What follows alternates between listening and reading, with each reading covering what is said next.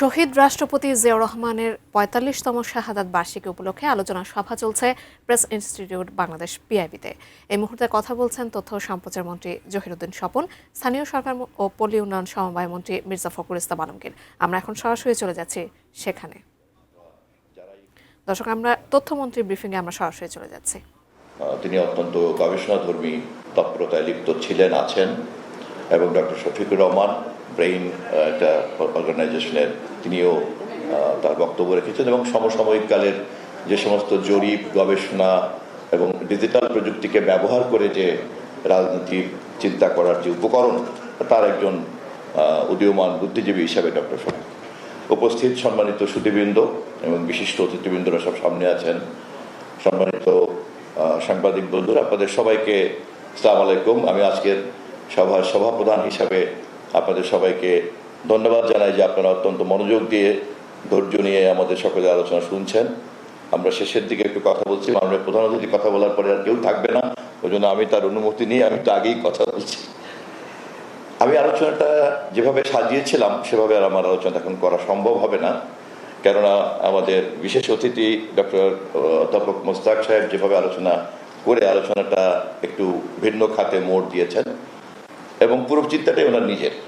উনি যেহেতু একজন গবেষক, উনি যেহেতু একজন শিক্ষক, এবং এটা পিআইবি আমি মনে করি অপরিকল্পিতভাবে হলেও একটা চমৎকার সুযোগ পেয়েছে যে এই ধরনের একটা চিন্তাকে আমরা জানলাম, গুছিয়ে উনি যেভাবে বলেছেন এটার পক্ষে বিপক্ষে ইত্যাদি মতামত একটু পরে হবে।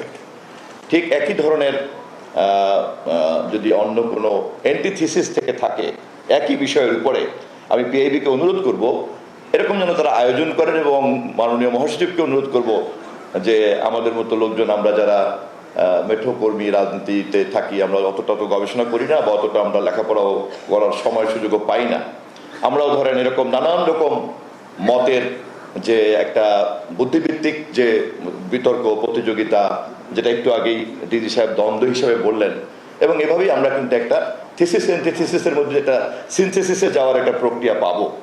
আমি অন্যান্য আলোচনাটাকে কিন্তু ওভাবেই গ্রহণ করেছি। এই সম্পর্কে যদি কোনো কথা মন্তব্য করতে চাই তাহলে এটার আবার অ্যান্টিথিসিসটা যখন শুনতে পাবো তখন মন্তব্য করতে যাব, এই মুহূর্তে মন্তব্য করছি না। আমি আশা করি যে উপস্থিত বিদগ্ধ শ্রোতারাও সম্ভবত এভাবেই মতামতটা গ্রহণ করেছেন। আমরা যদি নির্জোট পররাষ্ট্রনীতির কথা বলি, অনেক বড় হবে আলোচনা, বাট এই সময় তো এখন নাই। কিন্তু একটা জিনিস আমাদেরকে পরিষ্কারভাবে বুঝতে হবে, এই মুহূর্তে জনাব তারেক রহমানের নেতৃত্বে বাংলাদেশের যে সরকার চলছে তাকে আমদানির উৎস হিসাবে প্রধানত নির্ভর করতে হচ্ছে চীন এবং ভারতের উপরে। আমাদের দেশকে, আমাদের সরকারকে, আমাদের দেশকে যখন আমরা রেডিমেড গার্মেন্টসকে রপ্তানি করি, যা আমাদের প্রধান রপ্তানি পণ্য, সেক্ষেত্রে আমাদের ডেস্টিনেশন হচ্ছে আমেরিকা এবং ইউরোপ। আমরা যখন আমাদের রেমিটেন্সের কথা চিন্তা করি, আমাদের প্রধান ডেস্টিনেশন হচ্ছে বা উৎস হচ্ছে রেমিটেন্সের মধ্যপ্রাচ্য। আমাদের যদি আমাদের জ্বালানি নিরাপত্তা এবং বিদ্যুৎ নিরাপত্তার কথা আমরা চিন্তা করি, সেক্ষেত্রে $বিলিয়ন রাশিয়ান ঋণের উপরে নির্ভর করে আমাদেরকে নিউক্লিয়ার পাওয়ার প্ল্যান্টের উপরে নির্ভর করে চলতে হচ্ছে আমাদের কি বলে এনার্জি সেফটি সিকিউরিটি নেটওয়ার্কটা। এই কম্পোনেন্টগুলি কিন্তু আমাদের ইচ্ছা নিরপেক্ষভাবেই আমাদের সরকারকে এটার উপরে দাঁড়িয়ে এই মুহূর্তে রাষ্ট্র, সমাজ, রাজনীতি, অর্থনীতিকে পরিচালনা করতে হচ্ছে। এছাড়া ধরেন ডোনারদের মধ্যে ওয়ার্ল্ড ব্যাংক, IMF, জাইকা, তারা আমাদেরকে টাকা পয়সা ঋণ দেয়, অনুদান দেয়। এই হলো মোটা দাগে। ফলে এরকম একটা দেশ যার শক্তির উৎসগুলি হচ্ছে এরকম, যার দাঁড়িয়ে থাকার ভিত্তিগুলি হচ্ছে এরকম, তাকে কি ধরনের কূটনীতি অবলম্বন করতে পারে? খুব সঙ্গত কারণেই তাকে একটা এই সকল শক্তিকে সমন্বয় করতে পারে। এটাকে নির্জোট বলবেন নাকি কি বলবেন এটা আমি জানি না, এটা আপনাদের ব্যাপার, এটা আপনারা যারা বিজ্ঞ মানুষ, আপনারা যারা একাডেমিশিয়ান, আপনাদের ব্যাপার।